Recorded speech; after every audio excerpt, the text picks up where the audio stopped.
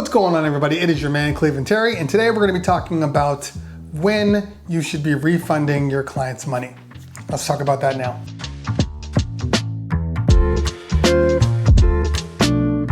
Now, I know lately we've been talking about just kind of passing the time and keeping sane in this downtime that we are all facing, but we still got to talk about business too. Because when this is all said and done, all of those clients that were waiting around are going to call you and they're going to have questions for you.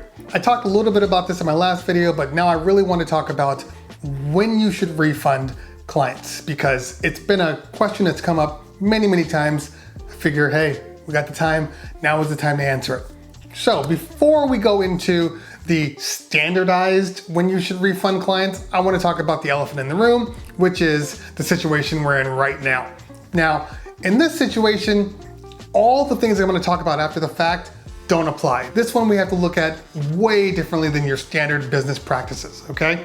So if you have a client that booked you a year ago and their party is set for May or June or August, and now they're questioning what your cancellation policies are, my rule is you want to postpone, you want to reschedule, and in that case, there's no money going back.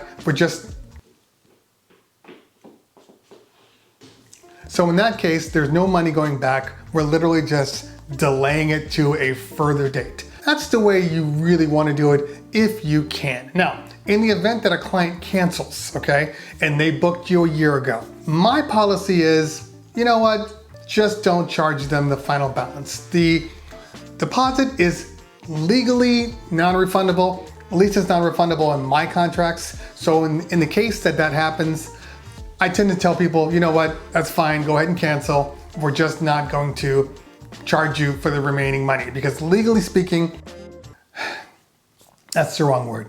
Because contractually speaking, we are able to receive up to 2/3 of the actual balance in the event that a client cancels. Now, this isn't your typical cancellation, so that's why I say contractually, not legally. All bets are off in this situation. To be honest with you, I've actually had lawyer friends tell me that they've gone after vendors in this situation where they had to cancel their event. The vendors all said, you know what, we're not giving you any money back. They took them to court and the lawyer won and the client got all of their money back. That's why I'm telling you that contractually, it's probably in your best bet to say, we're not gonna charge you for the remaining, 2/3 or whatever your deposit less is. That's the best way to do it. And you can usually get away from people saying, well, I want all my money back. Just saying, you know what, sorry, contractually, the deposit's there for a reason, and we just won't charge you for the rest of it. Most people are okay with that. The bottom line is to not have to give money away. So if people want to push you for that deposit, tell them it's a credit. Tell them you'll use it for whatever future product they're gonna have. Tell them that you'll pass that over to another friend of theirs if they decide that they don't wanna use it, but they can pass it to a friend, and their friend can then give them the deposit back. Just try to find creative ways to avoid having to give money back, especially in the situation we're in, because every dime that we send out is affecting us personally. The people that have already paid their deposits a year ago, well, that money's not really affecting them. Now, if they paid their final balance like 2 weeks ago and then they had to cancel, I get it. That's a lot of money that literally they could be using. So focus on trying to give them a little financial forgiveness on the actual final balance, not the deposit. Okay, so now that we've gotten that out of the way, that's probably the biggest hurdle that you're gonna have to face over the next couple of months. Let's talk about, from a standard business perspective, when you should give money back. In my mind, there's only a couple of reasons why you would give money back. The biggest reason, because you screwed up royally. If for whatever reason you didn't show up to the event, there was product that was guaranteed that you didn't provide, you screwed up on the event, maybe you blew an amp and now you can't provide the sound, or one of your guys leaves earlier than they're supposed to. All of those reasons are typically a non-questionable refund. If you screw up like that, you give money back. There's also another reason why you would give money back, and that would be for political reasons. Maybe the client that has the issue is a really big person in the community, has a lot of pull, has a lot of influence on whom their friends are going to book for their next event.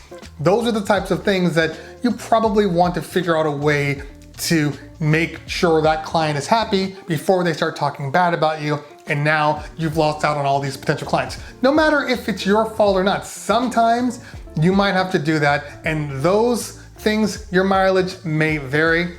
There's no solid answer as to when you would give it to versus when you wouldn't, because every time you say no to a client, you risk pissing them off. You risk them talking to all their friends and telling them how difficult you are to work with. Let's talk about when it's okay to be difficult. So you do an event and everything goes according to plan, per the contract. You provide all the things you said you were going to. The party went off without a hitch, but for some reason, the client's expectations of the event are different than the actual event. And they want to blame somebody because for whatever reason, it's not the same party that their friend had or that their cousin had just the weekend before. So they want to complain about what you did because it's of course your fault. Now, one of the biggest things that people need to understand is that in this business, which is purely subjective, satisfaction is not guaranteed. I know that might seem strange to say, but when you perform a service like this, you can't guarantee satisfaction.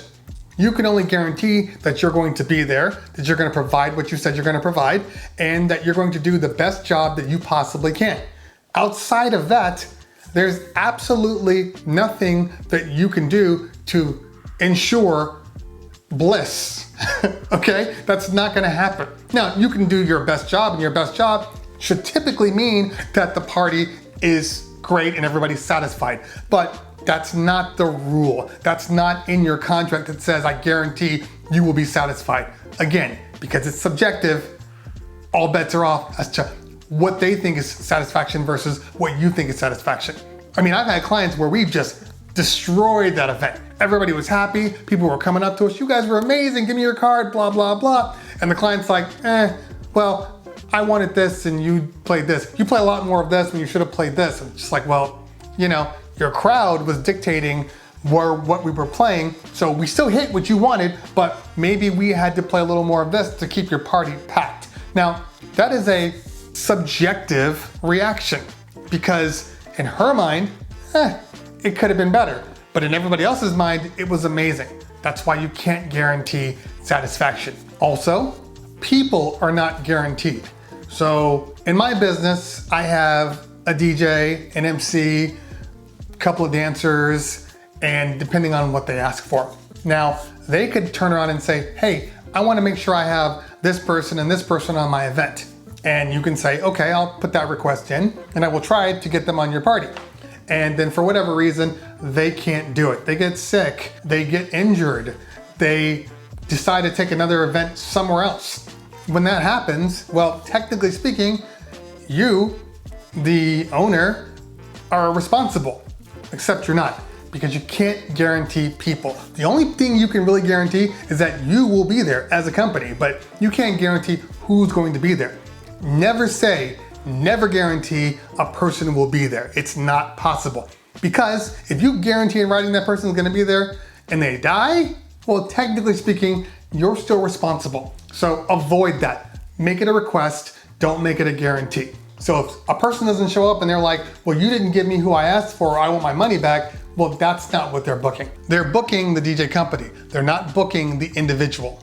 And now, probably the hardest thing to argue from both ways is when something goes wrong temporarily. Let's say you decide to do a video montage for a client and you go to start that video montage and for whatever reason, the video projector isn't working properly or the sound doesn't come out the way it's supposed to. And then you recognize that and then you stop it immediately. So maybe, 15, 20 seconds has gone by and you stop it immediately, you fix the problem, you take it back to the beginning, you start it and you play it. Everything plays without a hitch.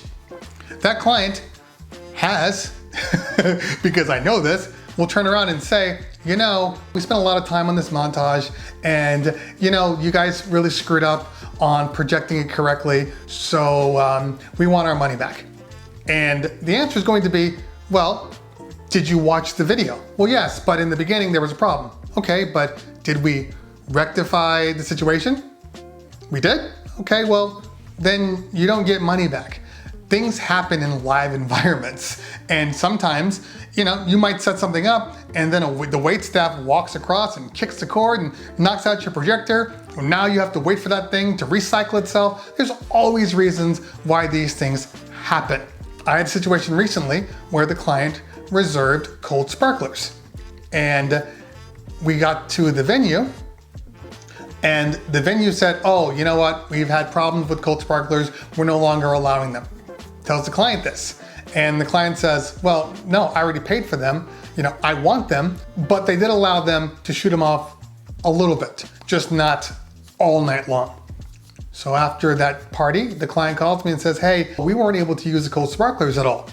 And I said, well, actually, no, they were used. They just weren't used the entire evening because of the venue's requirements.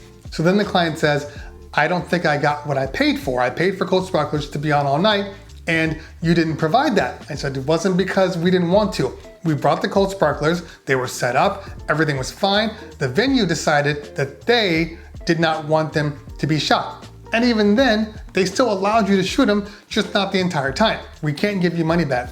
We provided the service. The reason that we couldn't provide the service all night wasn't our fault.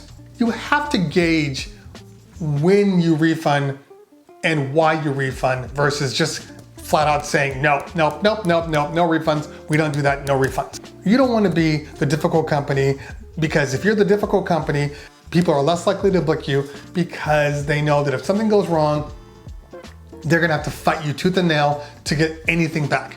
You don't want to be that company. So to recap, you only refund if, one, you know that for whatever reason, you were the cause of the issue. Two, you know that for whatever reason, you couldn't rectify a situation that happened. And three, for political reasons, you want to make sure that that person's happy and you want to placate them a little bit. Also, over the last couple of weeks, I've been getting this statement to people who want to cancel their events completely, and that is, well, hopefully you'll do the right thing. And doing the right thing is, again, a subjective thing. There is doing the right thing, which is right for you, which is right for them. And then there's doing the legal thing, which is right for your company. Doing what's right should only apply to what's legally right. Obviously, there are exceptions to the rule. But the first thing you want to do is approach it legally. What am I legally obligated to do? And then, if you want to do more, then you do more, but you're still doing it from a business perspective. You're not doing this from an emotional perspective. So doing the right thing isn't really a thing you should think about. If somebody says, do the right thing, they're just appealing to your emotional side, and emotions don't really have anything to do with business. So you want to do the business thing, not do the right thing. Typically speaking, the business thing and the right thing go hand in hand.